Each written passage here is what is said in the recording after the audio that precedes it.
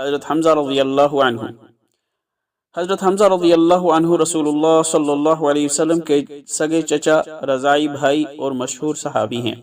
نبوت کے چھٹے سال میں اسلام قبول کیا اور رسول اللہ صلی اللہ علیہ وسلم کا ہر طرح ساتھ دیا۔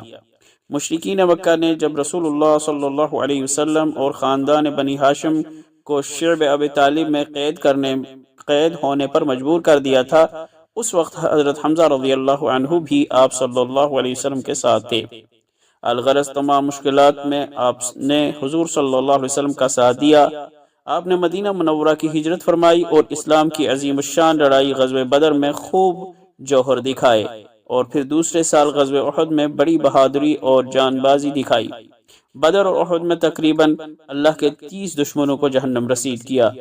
جنگ احد میں جب وہ شہید ہو گئے تو کفار و مشرکین نے ان کا مسئلہ کیا، یعنی جسم کے مختلف